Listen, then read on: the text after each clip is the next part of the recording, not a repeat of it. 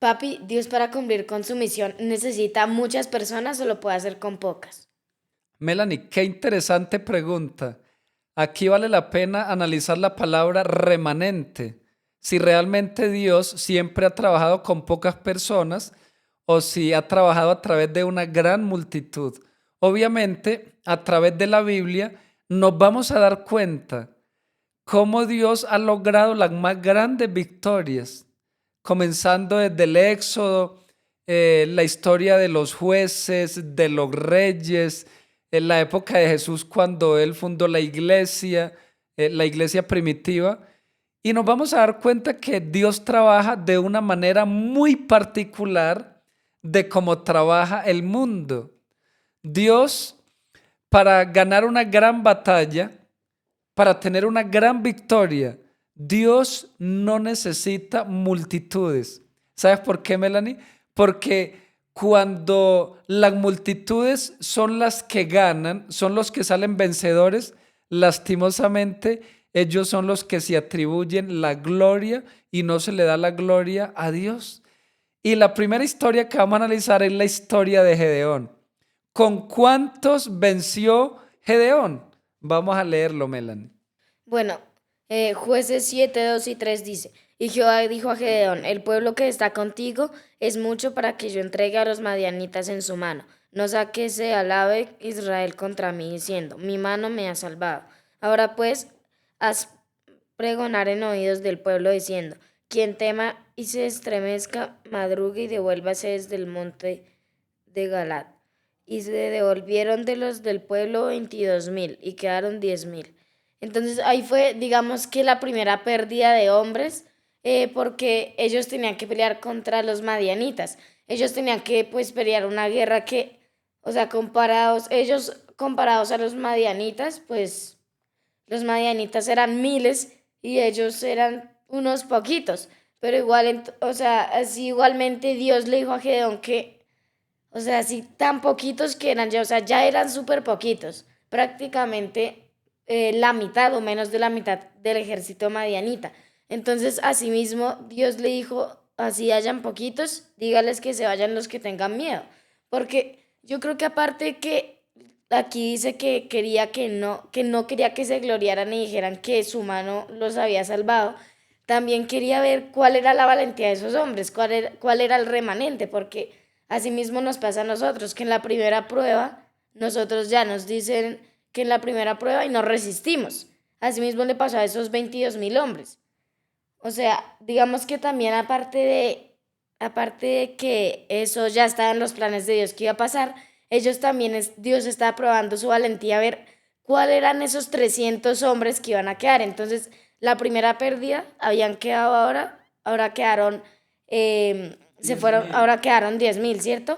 Y luego hasta el punto de quedar solo 300 soldados y uno sabe que en las guerras así antiguamente 300 soldados en un ejército se perdían súper rápido. Claro, Melanie. Los primeros 22,000 se fueron por cobardía, porque Gedeón les dijo, bueno, el que teme, ¿cierto? El que tenga miedo, pues que se devuelva, ¿sí? Y yo creo que ni el mismo Gedeón pues esperaba que se iba a volver tanta gente. Entonces aquí comienza como una especie de zarandeo donde 32,000, como tú decías, ya era poquito para los madianitas, ya era poquito. Sin embargo, bueno, ya quedan 10,000 y uno dice, listo, con esos 10,000, pero te vas a sorprender porque Dios dice, no, 10,000 todavía es mucho y lo voy a leer a continuación, el versículo 7. Entonces Jehová dijo a Gedeón, con estos 300 hombres que lamieron el agua os salvaré y entregaré a los madianitas en tus manos y que se vaya toda la demás gente, cada uno a su lugar. La siguiente prueba es que, bueno, lo lleva a un arroyo y entonces el que tomara el agua así como lame el perro con la mano y siguiera rápidamente, pues sencillamente esa era la prueba, esa era la señal de que con eso iba a vencer Gedeón. Y saben, Melanie, 9,700 hombres prácticamente se postraron, se relajaron, se quitaron la armadura y dijeron, vamos a echarnos una siestica acá, vamos a reposar, vamos a tomar agua. Entonces, ¿qué demostraron estos 9.700? Que les interesaba más satisfacer su apetito, su necesidad, que la guerra de Dios. Melanie, yo presté servicio y cuando uno estaba en un combate, cuando uno estaba en una batalla, a uno lo que le interesaba era salvar la vida. O sea, uno sí podía tener hambre o que no se había bañado o lo que fuera, pero usted en esos momentos, usted era la batalla, o sea, era vamos a salvarnos. Pero qué cuento de que me voy a relajar.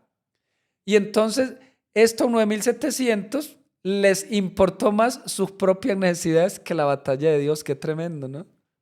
Sí, y otra historia, o sea, aparte de que están, digamos que estamos viendo en este video el remanente, o sea, aparte del remanente podemos ver que la cualidad principal es valentía, o sea, o son valientes o son cobardes, esas son las únicas dos características que pueden tener las personas de los remanentes que van a estar acá. Y también una historia muy interesante que es la de los tres amigos de Daniel, que la encontramos en Daniel 3:12, que dice: hay unos varones judíos los cuales pusiste sobre los negocios de la provincia de Babilonia, Sadrach, Mesach y Abednego. Estos varones, oh rey, no te han respetado, no adoran tus dioses ni adoran la estatua de oro que has levantado. O sea, ahí es un pequeño resumen porque sigue el capítulo y ahí nos cuenta toda la historia de cómo Sadrach, Mesach y Abednego pudieron soportar eso, porque en el campo de Dura, Nabucodonosor había construido una estatua de oro súper grande y pues la tenían que adorar al sonido de algunos instrumentos, al sonido de los instrumentos que dice aquí en la Biblia. Y el que no se postrara, pues que lo iban a echar al horno de fuego. Pero curiosamente, o sea, ya habían muchos hebreos, muchos judíos, hebreos. 10.000 judíos Sí, habían o sea, traído ya de Judea. habían cautivado prácticamente Jerusalén. Entonces, allá de esos 10.000 judíos, los únicos tres que resistieron, que no dijeron simplemente no, yo cómo voy a desobedecer a Dios, y a ellos les importó porque uno siempre hace saber que así los demás estén haciendo, así la mayoría, el 95% esté haciendo lo malo, uno sabe que es lo bueno. Y ellos sabían que era lo bueno, así les costara la vida. Pero nosotros sabemos que así lo bueno que nosotros hagamos nos cueste la vida. Nosotros tenemos la esperanza, o más bien ellos tenían la esperanza, que ellos dijeron Dios que Dios haga lo que quiera con nosotros. Si quiere que nos echen al horno de fuego, bien pueda. Pero yo no voy a defraudar mi fe.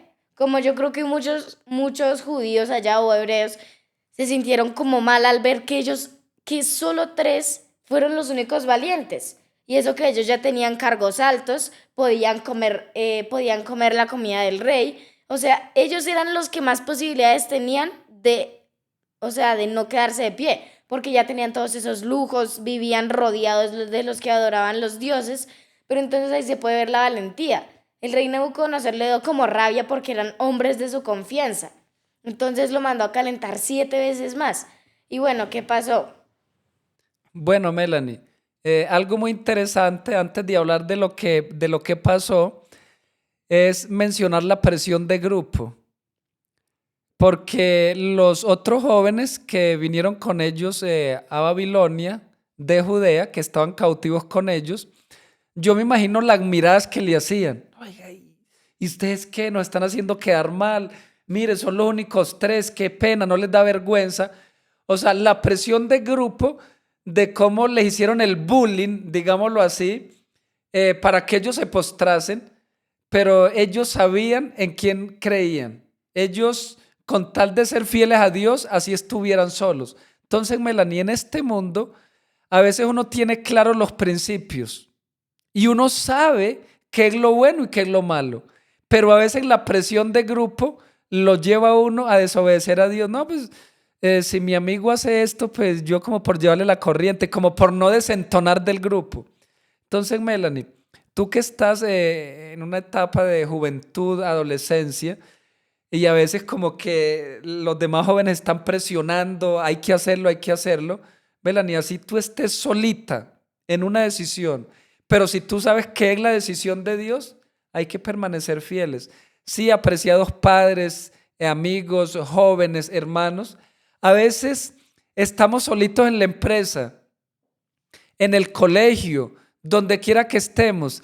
Y a veces como que nuestros compañeros nos quieren presionar para hacer algo que no es correcto. Nosotros no nos podemos dejar vencer. Porque si estos tres jóvenes permanecieron fieles, nosotros también. Melanie, ahora sí voy a narrar qué pasó. Dice el versículo 17 y 18. He aquí nuestro Dios a quien servimos. Puede librarnos del horno de fuego ardiendo. Y de tu mano, oh rey, nos librará. Y si no sepas, oh rey, que no serviremos a tus dioses, ni tampoco adoraremos la estatua de oro que tú has levantado. O sea, la valentía de estos jóvenes fue que estaban dispuestos incluso a morir en el horno de fuego. Y ellos no le reclamaron a Dios, porque ellos le dijeron al rey, nosotros sabemos que Dios nos va a librar, pero si Él no nos libra, no pasa nada. Igual no vamos a adorar la estatua de oro. Melanie, una persona que esté dispuesta incluso a morir, incluso a entregar la vida por Dios y por el evangelio, sí que es una persona valiente. Melanie, pero como estamos manejando el término remanente, el término minoría, nos estamos dando cuenta de que Dios contundentemente Él trabaja es con pocos, porque a Dios, ¿para qué le sirve una gran cantidad de cobardes? Que se postren al primer llamado de Satanás, que lo hagan quedar mal todo el tiempo. A Dios lo que le interesa no es tanto cantidad, sino calidad. Y mire, Melanie, cómo se está manejando el número 3, qué interesante. 300 hombres vencieron con Gedeón y ahora 3 se mantuvieron fieles allí en Babilonia. Pero ¿saben, Melanie, qué pasó? ¿Qué es lo que más me gusta? Voy a leer el versículo 25. Respondió él y dijo, o sea, Nabucodonosor, he aquí yo veo 4 varones sueltos que se pasean en medio del fuego y ningún daño hay en ellos.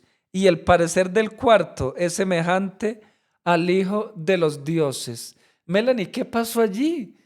¿Quién era este cuarto que parecía como el hijo de los dioses? ¿Quién era este? Bueno, el cuarto era Jesús, ¿cierto? O sea, el mismo Jesús vino porque yo creo que Jesús ahí en ese momento se enorgulleció, o sea, sintió tanto orgullo y, o sea, al mismo tiempo decepción por los otros que se habían postrado, pero sintió orgullo, así sea por esos tres, así la mayoría estuviera haciendo lo malo, él no le importó, sino que él por lo menos supo, o sea, él ya sabía que por lo menos tres fueron los únicos que no lo defraudaron, ¿verdad? Entonces él vino, él mismo bajó a la tierra y él mismo estuvo con ellos, anduvo con ellos, él mismo estuvo con ellos y ellos no se quemaban. Y cuando salieron del horno de fuego, porque Nabucodonosor les dijo que salieran, no salieron con la ropa quemada, o sea, no estaban quemados, no olían a quemado tampoco. Entonces ahí podemos ver el poder de Dios, cuál es la recompensa que Dios nos da a nosotros cuando nosotros le somos fieles, cuando nosotros hacemos parte de ese remanente. Ellos, la recompensa de ellos que fue, no murieron y se ganaron la admiración hasta de los babilonios, se ganaron la admiración del mismo rey. O sea, ellos ya eran reconocidos porque, mire, ellos fueron los valientes que no se postraron y su Dios los salvó. Entonces, así mismo nosotros debemos ser reconocidos. Que así estemos pasando, digamos, por algo malo, nosotros debemos ser ese remanente y nosotros sabemos que Dios siempre nos va a ayudar a cada uno de nosotros. Y también otra de las cosas del remanente son los 12 discípulos que Jesús escogió. Él pudo haber escogido 100 discípulos, 1000, o sea, de tanta gente que había que quería seguirlo, él pudo haber escogido muchos. Pero podemos ver que ahí también solo escogió el remanente. Asimismo, él escoge en estos tiempos para que lleven su palabra. No es que él escoja de una vez, no, poquitos y un número cerrado, no, porque como dice, muchos son llamados, pero pocos los escogidos, ¿cierto? Asimismo, como los hombres que iban a ir a luchar, que pasaron por diferentes pruebas para saber quién era cobarde y quién era valiente, y quién hacía parte del remanente y quién no. Asimismo, nosotros somos probados para ver si somos parte de ese remanente, o sea, somos probados por Dios. Asimismo, Dios nos pone pruebas. Vamos a ver si esta persona me es fiel, me obedece. Vamos a ver si no adora a otros dioses, por ejemplo, poner cosas o personas antes que Dios. O sea, prácticamente es obedecerle a Dios, obedecer en todo lo que Él nos mande. Eso es, o sea, eso es sencillo, ¿verdad? Nosotros al parecer lo vemos difícil, pero si nosotros nos entregamos hacia Dios, nosotros vamos a ser parte de ese remanente. Y así pasemos por dificultades, nosotros como ya hacemos parte, digamos que de los protegidos del Señor, Él siempre nos va a ayudar cuando nosotros lo necesitemos. ¿Por qué? Porque esa es nuestra recompensa por hacer parte del remanente. Melanie, hablando de los discípulos, a mí me llama mucho la atención porque a Jesús lo seguían multitudes. Nada más te voy a mencionar un número, 5,000. Cuando Jesús alimentó a los 5,000, y eso que dice que sin contar las mujeres y los niños, o sea, posiblemente Jesús alimentó a unos 12,000 en esa ocasión, porque póngale 5,000 mujeres y póngale unos 2,000 niños. Luego alimentó 5,000.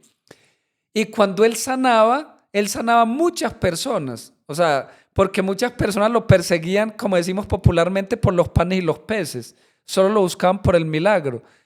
Y tantas personas que seguían a Jesús, mas sin embargo, Jesús formó su iglesia o su grupo, ¿cierto? Su remanente, sus valientes, por decirlo así, eran solamente 12.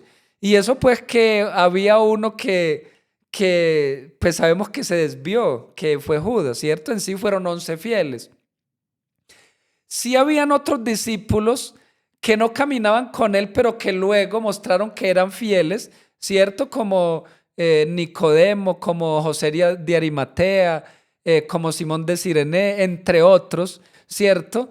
Más adelante, pero realmente seguimos manejando acá ese número tan pequeño. O sea, seguimos manejando el remanente. Ahora, lo que tú decías no es porque Jesús rechace a la multitud y rechace a las personas, no. O sea, por Dios, o sea, de parte de Dios sería que muchas personas le obedecieran y fueran fieles. Pero lastimosamente la mayoría de las personas no les gusta esto del evangelio, no les gusta ser fieles a Dios. Siempre ha pasado en todas las épocas. Y Melanie, con esos 12 hombres llenos del Espíritu Santo, Dios pudo hacer maravillas y predicaron el evangelio en todos los rincones habitados de la época. Mire un ejemplo más, el apóstol Pablo. ¿Quién era Pablo? Un perseguidor de cristianos. Él perseguía a la iglesia apostólica. Sin embargo, el Señor lo llamó cuando iba camino a Damasco y Pablo se convirtió en el evangelista más grande que ha pisado este planeta Tierra, aparte pues de Jesús. Pero de los mortales, Pablo ha sido el evangelista más grande, porque ahí tenemos las epístolas de Pablo, de las cuales hablamos tanto. Ahí tenemos a un Pablo que hizo giras misioneras, fundó iglesias, preparó discípulos y prácticamente dio su vida por el evangelio. ¿Y con quiénes andaba Pablo?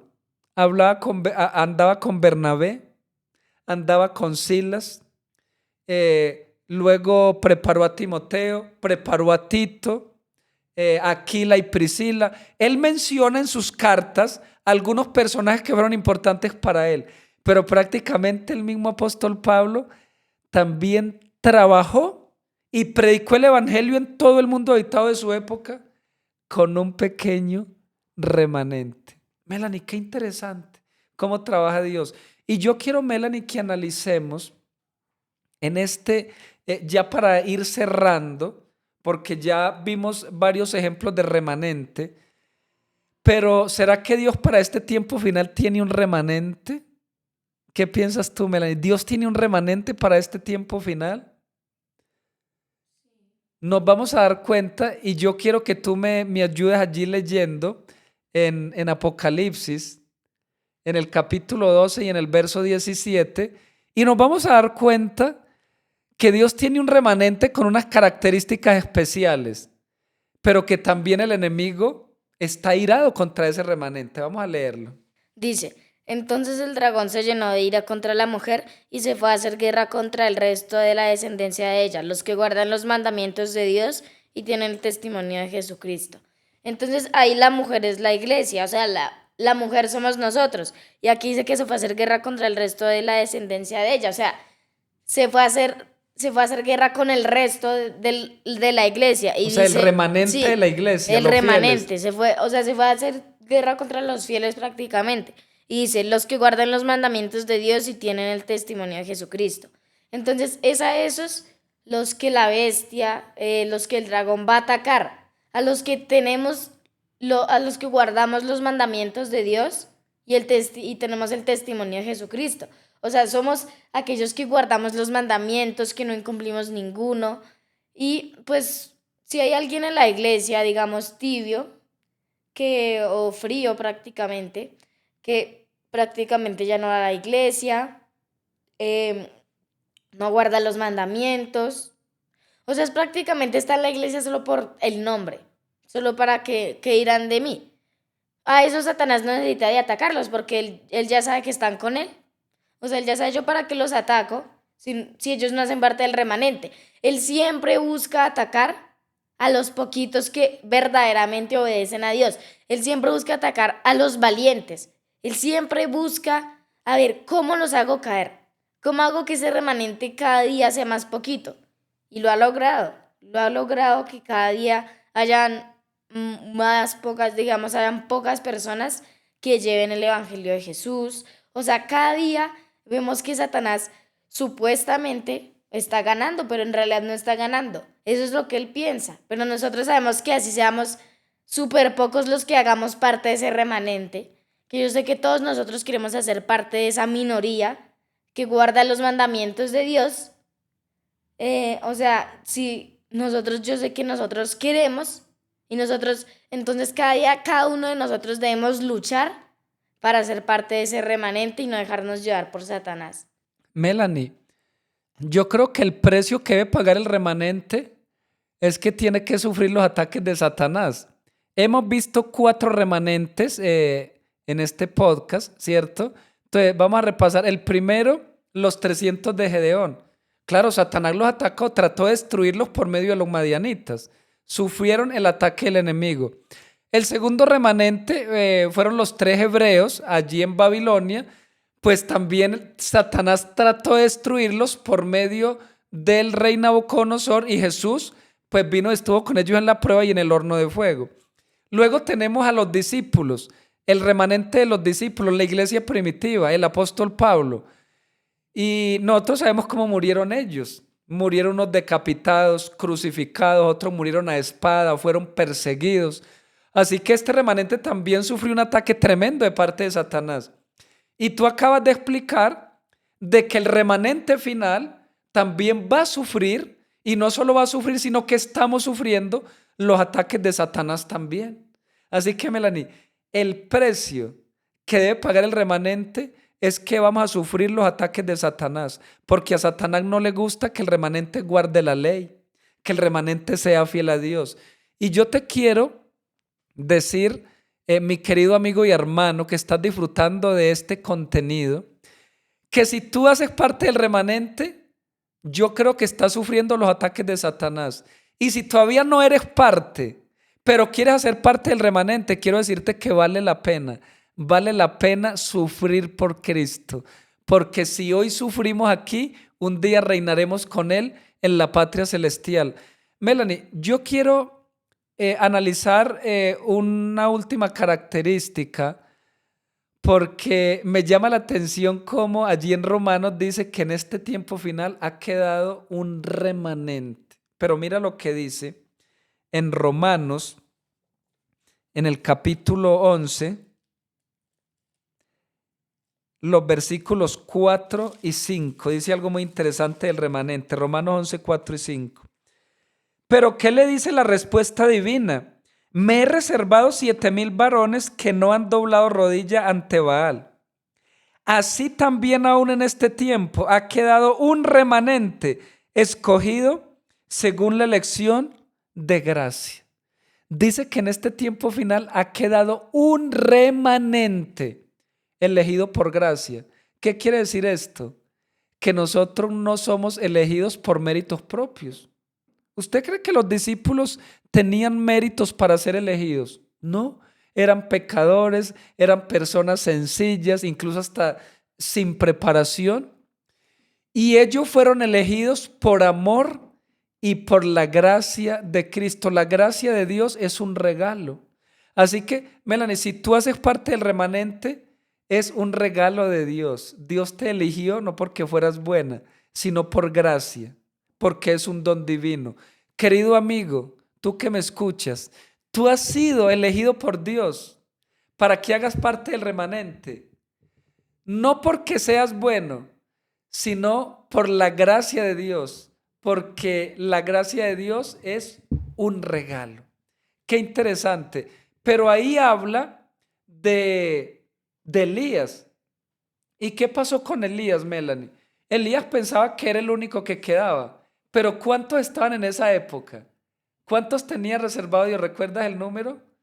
7,000 hombres, dice. Dice, me he reservado a 7,000 que no han doblado rodilla ante Baal.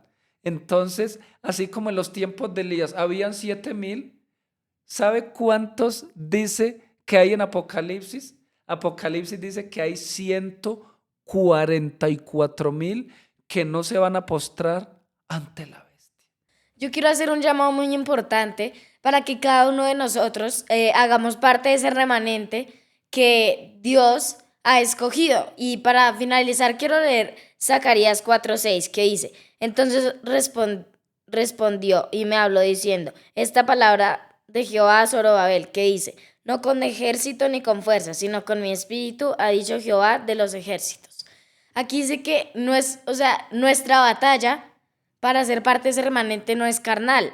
O sea, nuestra batalla no es contra fuerzas así de este mundo, sino que nuestra batalla es espiritual. Entonces, nosotros ya vimos esos ejemplos del remanente, los 300 hombres, siempre vemos que es minoría. Nunca hemos visto un remanente que sean más, o sea, que sean más de los que están mal. Entonces, yo les invito a que cada uno de nosotros recibamos el Espíritu de Dios para que dejemos ser guiados por Él y podamos ser parte de ese remanente. Entonces, cada uno de nosotros somos los que decidimos si queremos o no hacer parte del remanente. Dios te bendiga.